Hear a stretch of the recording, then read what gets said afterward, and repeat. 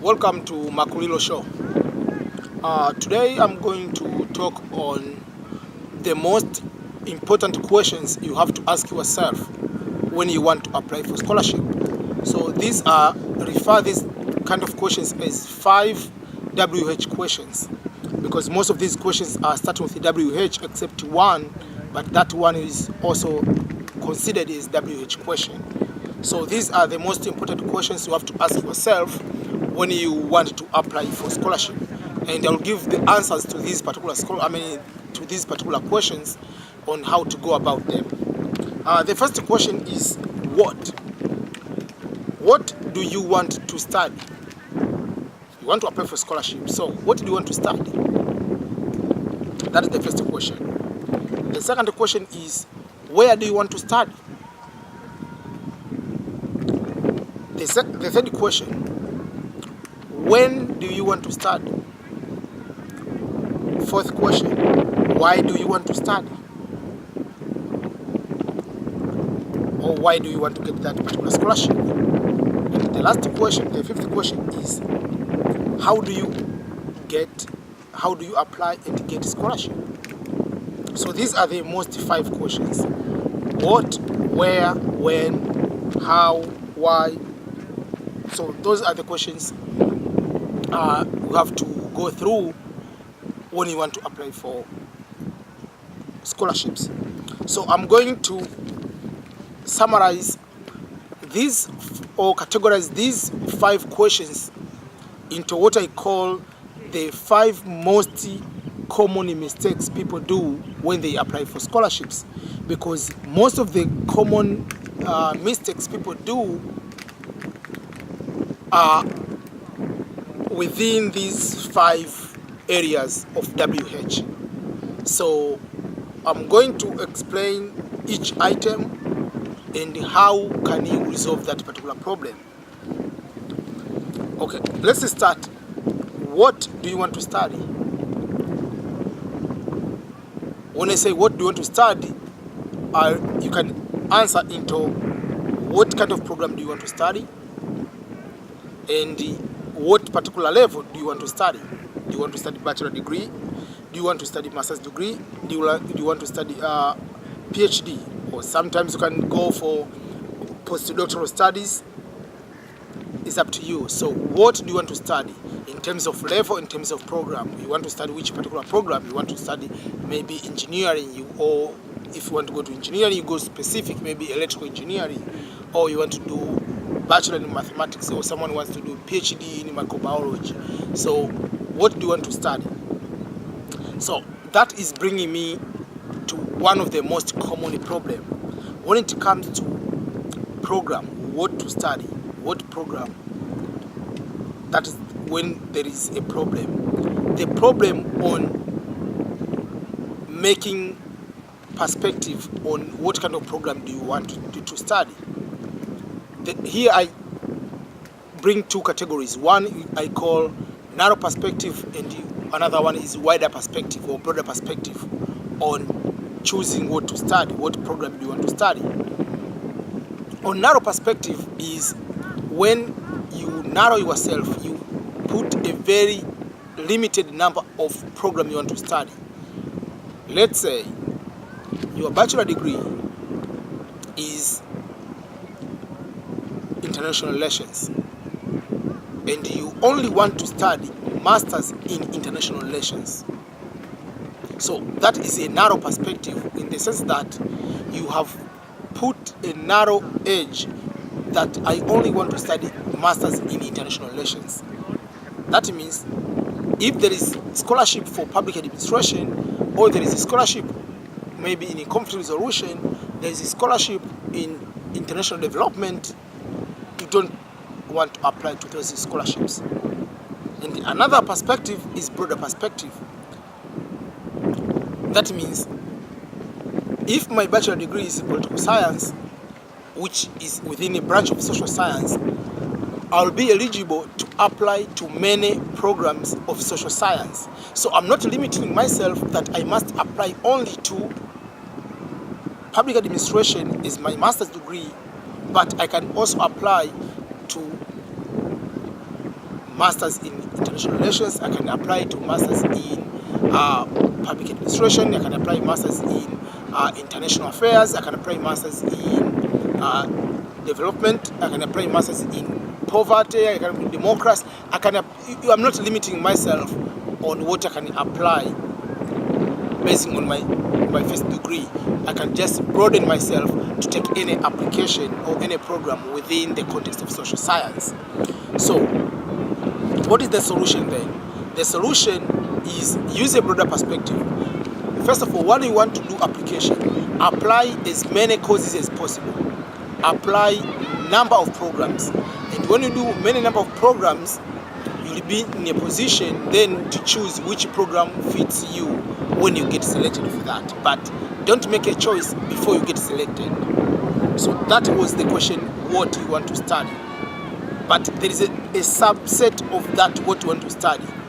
That was talking what in terms of program. Now I'm talking what in terms of level of study. There is bachelor, master's, and PhD. Those are the most common one. But we have postdoctoral studies, and some people they go just for postgraduate. It's just kind of non-degree studies. Yeah. So I will have a video on undergraduate versus graduate studies, how things work. But I don't want now to go into detail about how it is. But just in general, I want to put this clear that it is very, very, very difficult to get undergraduate scholarship when you compare it to master's and PhD. And I don't say you will not get, you will get it, but it is very, very difficult. I will explain in other video the comparative analysis between undergraduate versus graduate studies when you want to apply and get a scholarship. So that was what do you want to study?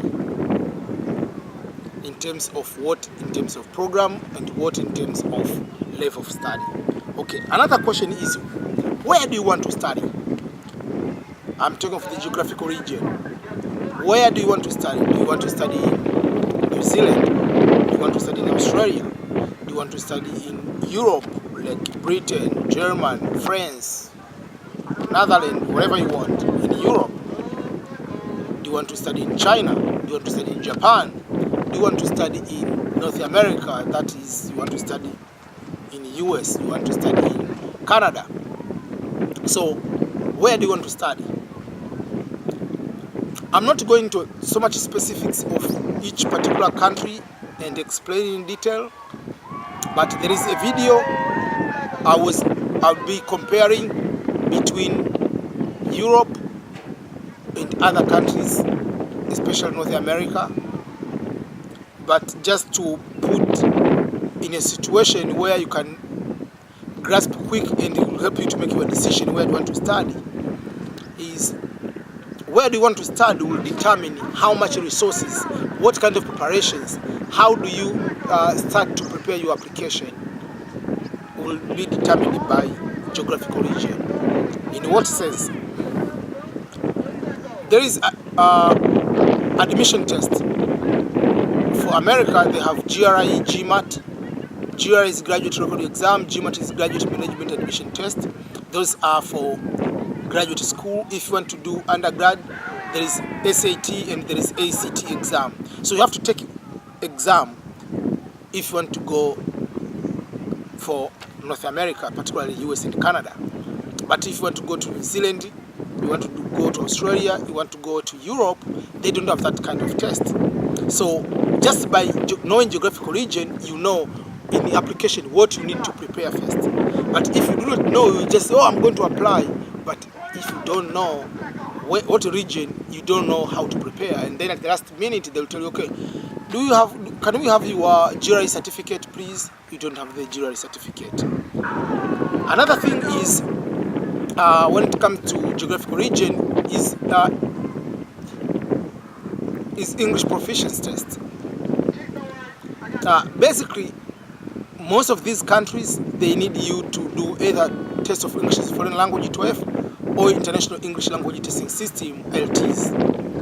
But there are some of the countries they waive. For instance, if you go to Norway, they say if you did your high school or undergraduate in English language, you are automatically waived to submit the test of English language to show English proficiency capability. So you just show the certificate, that's all. But some other countries you must do. In Netherlands they will have to do. There are some countries some universities in US they give waiver, some they don't give. So just by knowing the geographical region, you can understand in application process what to prepare, what not to prepare. Another thing on geographical region is about application fee. For instance, if you are applying in Europe or New Zealand or Australia, they don't have application fee. You just apply. So you know what resources you need to have. You don't need to have a lot of money to apply in Europe or Australia or New Zealand, or if you want to apply to China or Japan. But if you want to apply in America, US, Canada, 99% of all universities, when you apply, you need to have application fee. So that you have to know. So where you want to apply is one of the most important questions to ask yourself. Okay, then